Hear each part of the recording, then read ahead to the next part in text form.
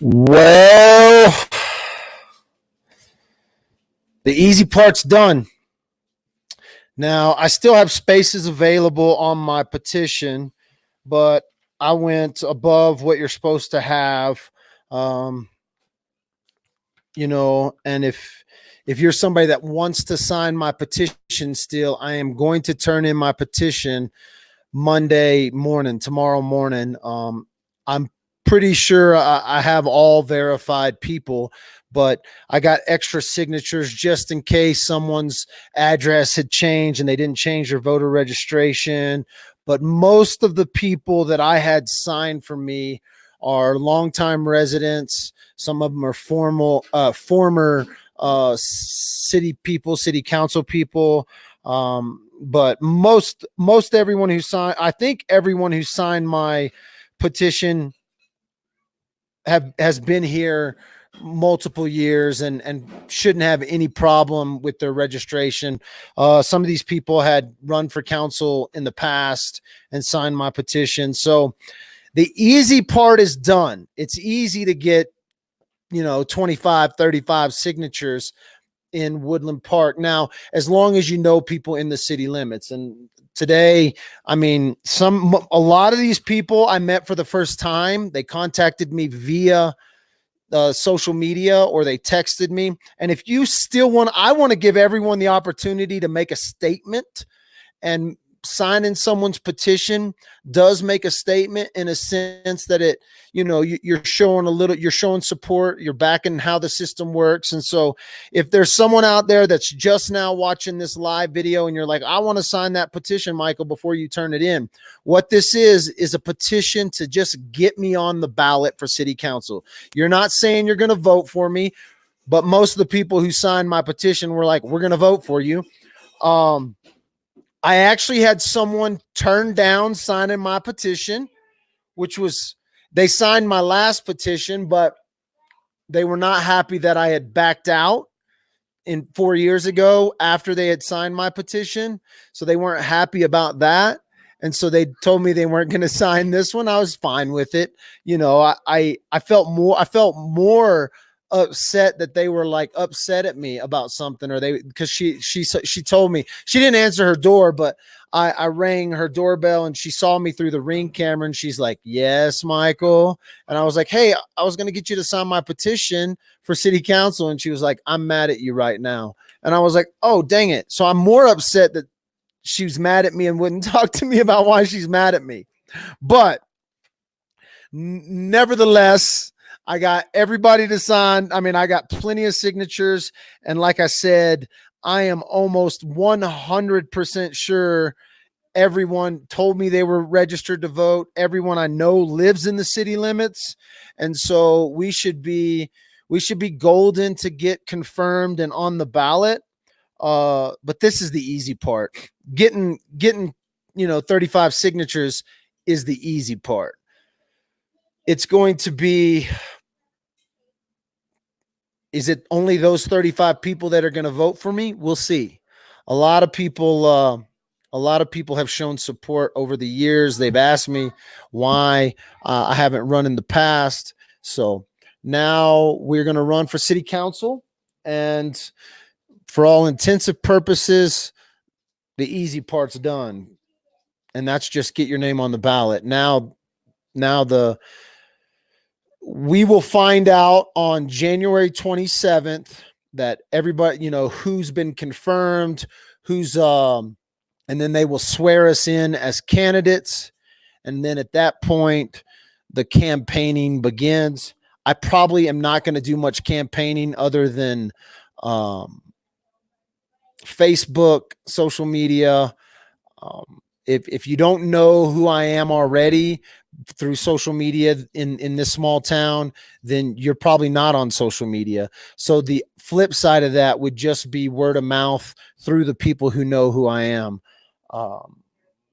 I have spent plenty of time at city council meetings. I've spent plenty of time going to other meetings to see how things are run, but I have definitely been informed by sitting city council members that,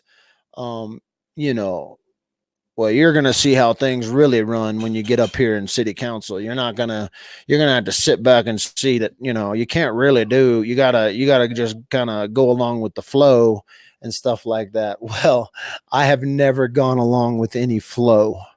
And the last thing we need in city council are a bunch of city council members that just continue to go along with the flow and not get much done, and or, continue to, hide. I don't say hide things from the public. They're just not open to the public. And I vow to be open to the public. If people ask me questions about certain issues, I'm going to make an effort to go find out what those answers are. I was informed though, by city council, an active city council member, that city council members are due privileges that regular citizens aren't, and they're able to see how different departments work, and they're able to view and go observe the different departments to make sure they're working. It's not to go tell those departments or to go get involved in the day-to-day and actions of those departments, but if there is issues that people have with certain departments in the city, it affords me the right to go check out those departments and talk with those department heads, ask questions about what and why they're doing certain things. And so that's pretty sweet. I have a lot of community vote, Carrie, but I know that there is going to be a strong opposition coming from the good old boy system.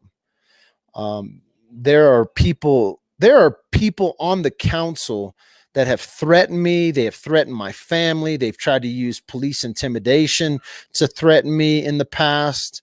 And so I know that there are some sitting members sitting on the council today that are not going to be happy that I'm even running for city council, nevertheless maybe have a chance of getting elected on city council.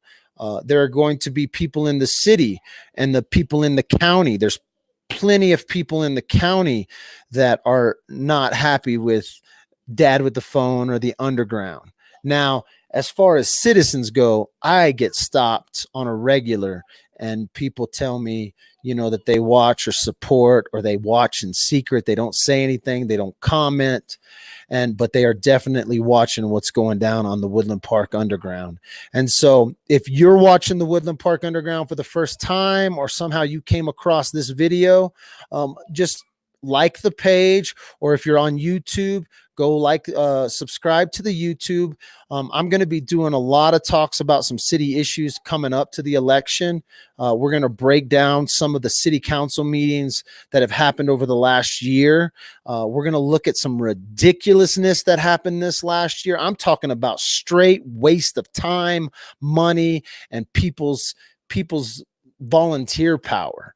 I was able to watch, thank God she resigned, but I was able to watch one city council member just about try to completely ramrod issues down people's throats, and the whole town was upset about it. And she got to the point where she had to resign over the whole thing. And it was a ridiculous situation. That should have never even been an issue. They should have been worrying about some other issues in town, but instead they wanted to blow up this hot button issue and make a bunch of media about it. And then they ended up not really getting anything done. And then the stuff that should have got done on the issue has yet to be done. And so it's interesting to watch how they can make a big deal out of an issue, but then really actually not get anything done or accomplished. And there are people in town that are just not happy with that. They're not, people that volunteered their time to help on different committees, and then just to get almost just bad-mouthed and talked down to.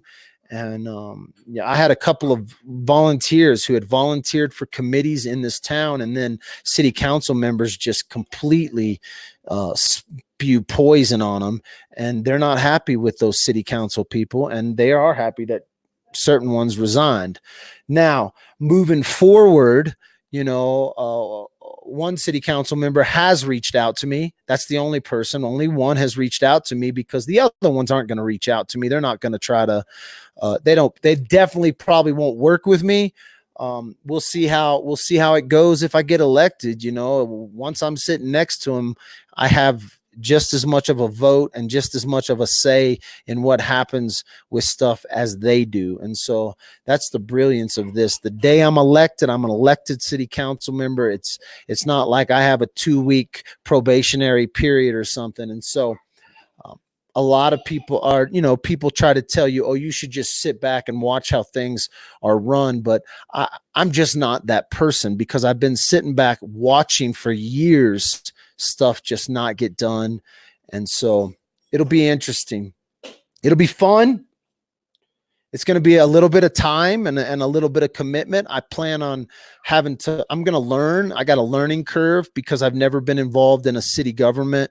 I've volunteered on some committees and have helped with some city things, but I've never seen the backside of it. And so it'll be interesting to learn that. I'm really looking forward to that, in a sense of, I'm one of those guys that, a couple of years ago would have said the complete thing is broken. But then I changed my attitude to say, well, if it's not broken, then maybe we can go in and implement some change to help the town of Woodland Park and to help the city of Woodland Park. And so plan to bring some vision. This is an important, very, very important year, because over this next city council session, or this next 4 years, they're going to be putting together a real strategic plan, like a 10-year plan, a 20-year plan. They're going to be revisiting the master plan for the town of Woodland Park. And, that going to be able to put some input into the vision of what Woodland Park may look like, what we can strive for in the next 20 years. And so it's not necessarily about solving issues today, but it's about, seeing the future and seeing what's coming and dealing and shaping that master plan for the future of Woodland Park. And so that makes me happy. It's a key time, and it's a key moment in the election, because there are 3 city council seats available and a mayor's seat up, which means there are 4 votes on council that will come up. So the 4 votes are real powerful in that sense. I'm going to end up talking about all the candidates, and I know the candidates are not going to like that, but I think it's important for the people to know who they're voting for. Even if they don't vote for me and they're going to vote for the other guys that are running for council, it's important for people to know about that. And so I'm going to reach out to some of them and see if they'll come on, and I'll use my platform as far as the underground to just talk with them, whether they're running for mayor or whether running for city council. If they'll come on and do a podcast with me, I think the people of Woodland Park will enjoy getting to know the candidates. They will enjoy getting to know what they stand for and why they're running for city council. As the same, they can ask me those questions. I was getting asked those questions yesterday on a 2-hour phone call with people. And so I plan to try to reach out and once everybody's confirmed and once everybody's kind of met, and, reach out to them and give them the opportunity to just use the platform I have here on the underground to reach out and let people learn more about who's running for city council. We have some relatively unknown people. When I say unknown, they may have people all over town that know them, but when I saw who's running, there's some guys that have only been here a couple of years. Then there's guys that have been here for years, and they work in businesses around here, and they work in businesses that you go to. And so there are some really good people running for city council this year, as far as just the survey of their public stuff. Like, I can go look and see who they are and what they do, but it looks like we have some really great guys running for city council. For mayor, we have some incumbents running. We have some active city. Actually, everyone running for mayor is either everyone is on city council. So Noel Sawyer, Val Carr, Kelly Case, and Darvin something. What's Darvin's last name? Darvin just got appointed to city council when Carol Harvey had backed out. And so he was appointed, but Carol Harvey's seat was up this year anyway. And so let's see what his name is.